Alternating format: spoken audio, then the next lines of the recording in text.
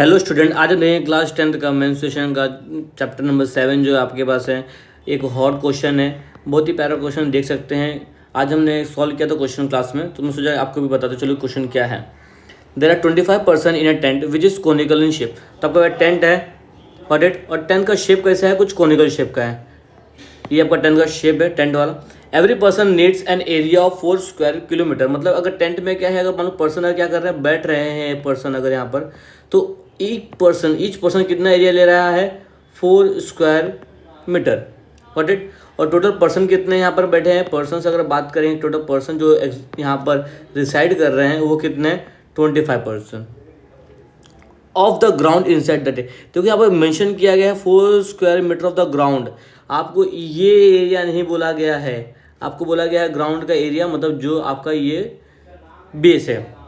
If height of the tent is 18 metre. Tent का height कितना है, 18 मीटर। आपका ये टेंट है तो इसका हाइट अगर बात करेंगे तो कितना आ रहा है, 18 मीटर का है। Find the volume of the tent. Got it. तो हमें सिंपल सा पता हम यहाँ पर लिख सकते हैं टू फाइंड। आपको टू फाइंड क्या करना है, मेन आपके पास यही है, वॉल्यूम ऑफ द टेंट। अब मैं बात कर रहा हूँ प्रॉपर तरीके से वॉल्यूम ऑफ कॉनिकल टेंट, ताकि आप मिस ना होगी आपकी टेंट का शेप क्या है, फिगर क्या है। Got it.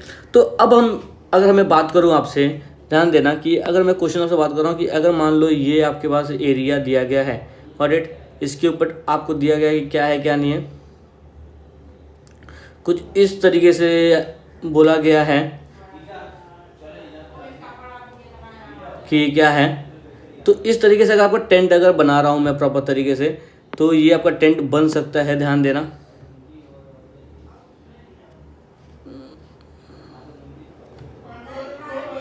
ये आपका टेंट है,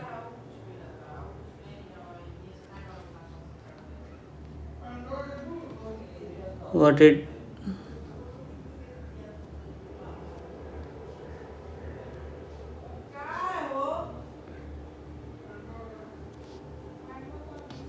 अगर आपका यही टेंट अगर मैं प्रॉपर तरीके से, ठीक है देखते ना, आपको समझ में आ जाएगा क्या है कि टेंट कैसा शेप का है। हाँ चलो ठीक है, इसको भी थोड़ा और भी पॉइंट कर सकते हैं शार्प में। तो अब मैं बात कर रहा हूँ, तो जो ये आपका टेंट है, ये सुन लो, ये आपका टेंट दिया गया है ये प्रॉपर तरीके से। तो अगर पर्सन यहाँ पर रिसाइड करेंगे, आपको जो पर्सन 25% अगर हैं तो यहाँ पर है, गॉट इट। तो मैं आपको बताना चाहता हूँ सॉल्यूशन में कि आप क्वेश्चन कैसे सॉल्व करेंगे कि 25% इन अ टेंट, मतलब क्या बताया जा रहा है, each person occupy a needs an area of 4 square metre. ये सुनो, each person needs an area 4 square metre. तो therefore total 25 person needs an area of 25 into 4 which will be equal to 100 square metre. और simple thing ये है कि अगर मैं बात करूं, so area required by 25% will be equal to area of the base of a cone। yes or no। यहाँ पर पर्सन डिसाइड करें ना, जितना पर्सन ये एरिया रिक्वायर करेगा वही आपका बेस रहेगा। So area of base of cone का मतलब क्या है, पाई आर स्क्वायर, क्योंकि क्या है वो सर्कल शेप का है। और ये कितना है, 100 स्क्वायर मीटर। कितना है, 100 square metre. Therefore pi R square will be 100 metre square. Yes or no. Okay. So volume of conical